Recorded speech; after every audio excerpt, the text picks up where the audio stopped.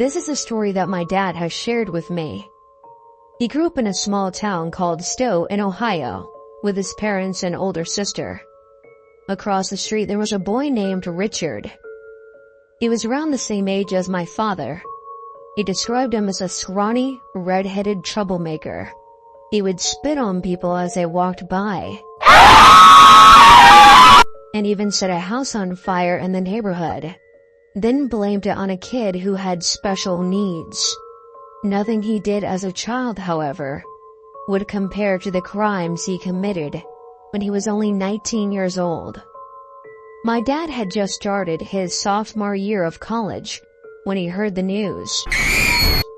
Richard and his friends, Clinton and Kenneth, were throwing rocks off of a local bridge onto the interstate below when one of them struck a vehicle of 21-year-old Wendy Alferendo. Her friend, 20-year-old Dawn McCreary, was also in the car. They were sorority sisters who had just gotten off of work. At this time, Kenneth decided that he had enough and went home. This is when Richard and Clinton came up with their evil plan.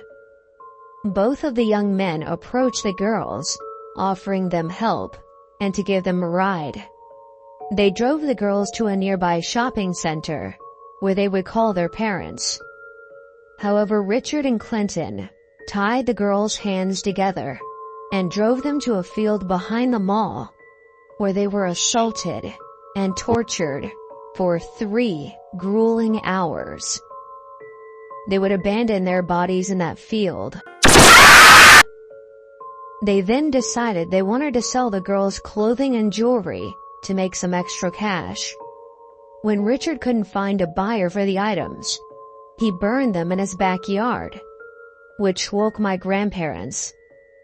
My grandfather called the police to report what he thought was yet another neighborhood disturbance from Richard. The police gathered the evidence, and after locating Wendy's abandoned car, they arrested Richard and began the investigation. Both Richard and Clinton were arrested and charged with the murders. They found the knife that was used in the homicide in Clinton's pocket when he was arrested, and some of the burnt items still had traces of the victim's DNA. Since Clinton was only 17, he was spared the death penalty and is currently serving life in prison. Richard, however, was given the death sentence. On October 14th, 2003, at 10 a.m., Richard Wade Cooley was executed by lethal injection. Wendy's family was present at his execution. Every time I visit my grandparents' house, I look across the street to where Richard used to live, and I can't help but get the chills. I'm glad I never met Richard, and I'm also glad that my dad was smart enough to stay away from him when he was growing up.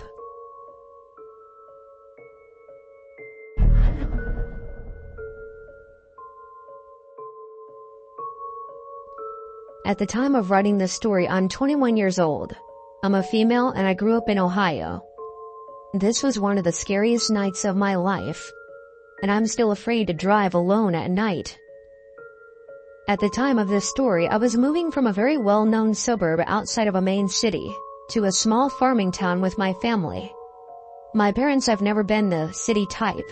They had both grown up on farms in the South, and our whole family have lived in similar areas until I was about to enter high school.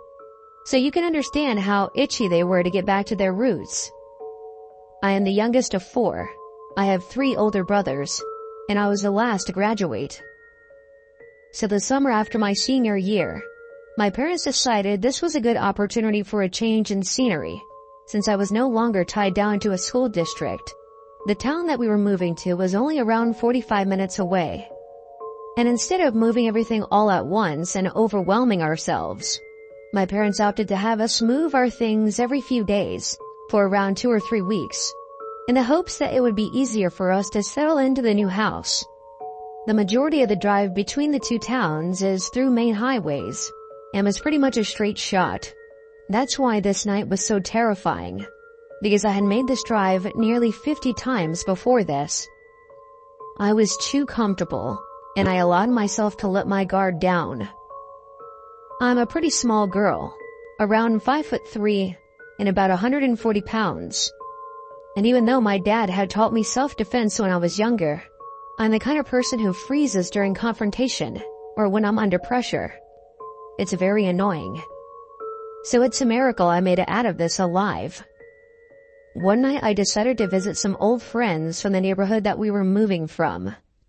I would stop by on my way back to our new house. I can't exactly remember what time it was. I'm thinking it was around 10 or 11 o'clock at night. Regardless, it was already very dark outside. Now, even though Ohio is a northern state with pretty severe winters, in recent years the summers have been sweltering, even at night. I can also get a bit car sick in the heat with all the muggy air getting trapped in the car.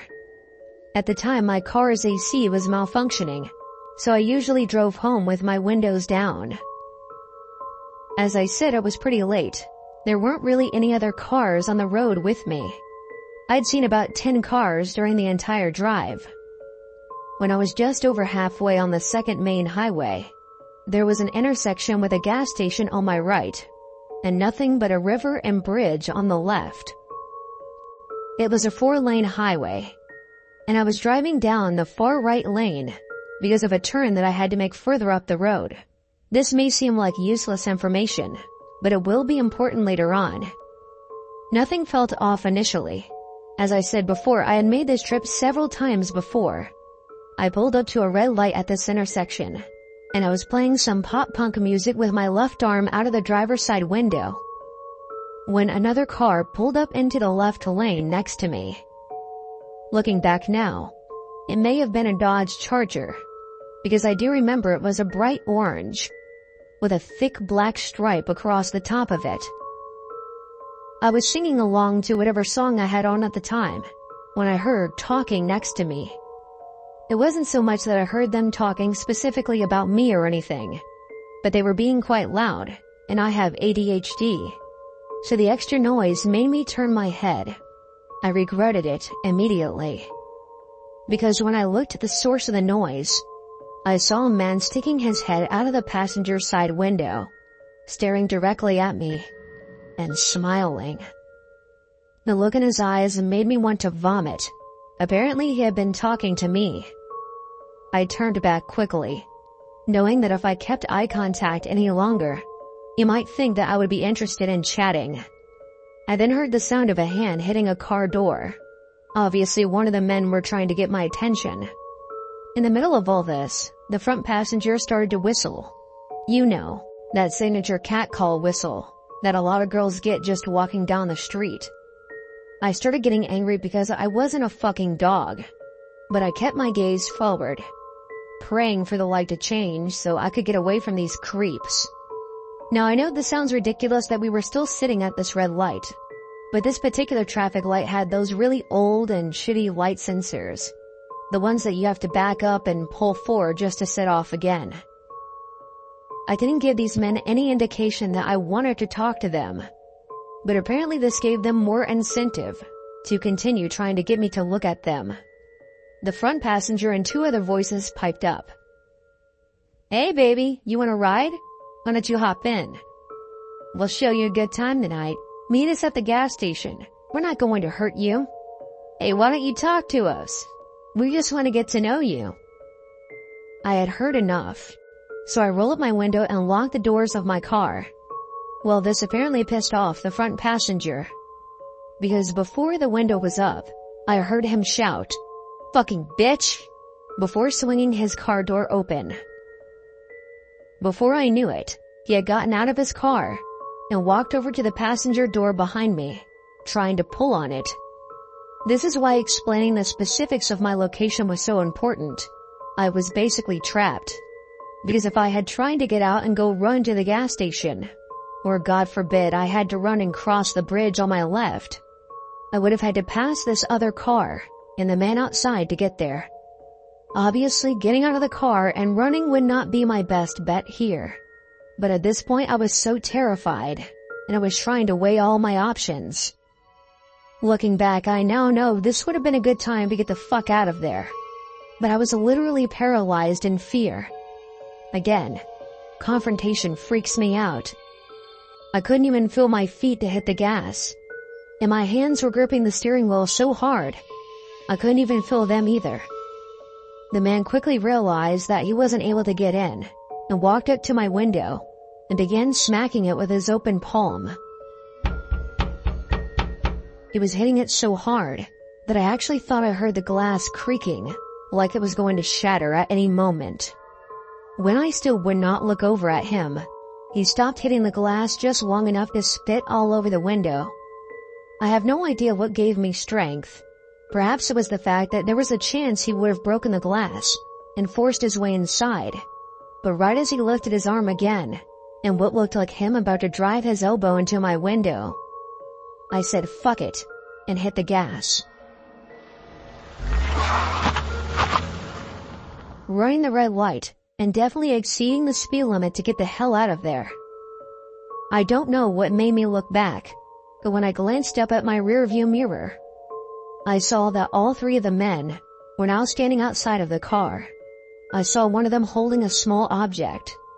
To be honest, I don't even want to think about what it might have been. I almost threw up from the anxiety and pretty much cried the rest of the way home. My parents own a restaurant in the area and are usually working very late. So when I got back home, only one of my older brothers was there. He did his best to try and calm me down, but I don't think I slept at all that night. I know the fear was irrational because the men had not followed me home. But even so, I still locked my bedroom door, just to make me feel a bit safer. I regret not being able to get a license plate, but as you might understand, I was so shaken up and just wanted to get out of there. I have never had an encounter like that again in that area. But granted, I found an alternate route through some side streets, so I usually avoid that highway altogether.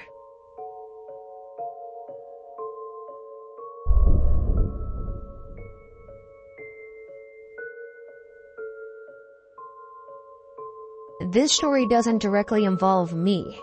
It did happen while I was in the same house, and I probably would have been a victim if it hadn't been for our family dog, Sammy. In the early 80s, Columbus, Ohio was at the mercy of a man who was known as the Grandview Rapist. When he was caught, he was connected to over 60 crimes and was suspected in at least 40 more. One of the ways that he was getting into houses was by posing as a gas reader. He would target women who were alone with children. He would enter these houses and then threaten to kill the children if the women did not comply. I don't know how things worked in other areas, but here in Columbus, during the 80s anyway, letting a gas reader into your house was a normal thing. There were lots of meters in the basement, and it was the kind of thing you didn't really give a second thought to.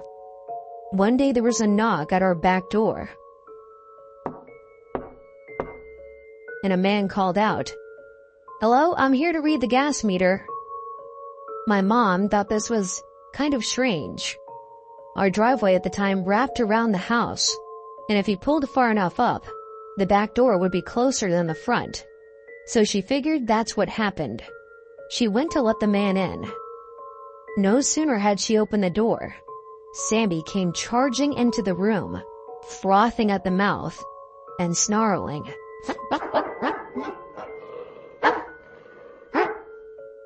Now here's a little bit of background on Sammy. She was a black lab that we had rescued. Before we adopted her, she had been struck by a car and had been brought into the Ohio State University Vet Hospital. She survived her surgeries, but because of them, she was full of screws, splints, and plates. Any sort of physical activity would cause her great pain. She's also the most laid-back dog I've ever met. She did not growl. She didn't bark. And she didn't really seem to care if she had never met you before or not. That was a dog who was frothing at the mouth in anger and jumping so hard at the back door that she not only pushed it closed, she actually broke the window on the door by slamming into it. All the while my mother was trying to hold her back, saying to the man, "Oh, I'm sorry, she's never like this." After several minutes, this guy runs off. He does not hop back into a work vehicle. He runs away on foot. It wasn't until after the man left that my mom began to think how odd this entire situation was. The man she saw was not wearing a uniform or had a clipboard. She didn't even see a name tag either. So she decided to report it to the police. The operator told her to lock all the doors and to stay on the line. Within minutes, there were a trio of cruisers out front and several more cops combing the area. Sandy was back to her normal self again, laying on her side and begging for treats whenever an officer came by. I was only 2 or 3 years old at the time, but I remember this part vividly. My mother gave a description of the man. This part was relayed to me later. It was a white male, fit, mid to late 20s, with sandy blonde hair. The officer then told my mother we owed our dog a steak at dinner. He said that this suspect would stalk houses while husbands were away at work. And they also suspected that he would observe school bus stops to find women who were home alone with small children, and then knock on their doors pretending to be a gas man. There was a bus stop right outside of our front yard. I wish I could tell you that there was a happy ending here, but unfortunately there isn't. It was only when I was researching this story when I came across the most chilling discrepancy. The man who was convicted for these crimes was an older black man. My mother distinctly remembered seeing a younger white man. I know for a fact that several women had been violated in that same area around the same time. It was entirely possible that there was more than one man preying on women in that same area. To my knowledge, the man who my mother encountered at our back door was never caught.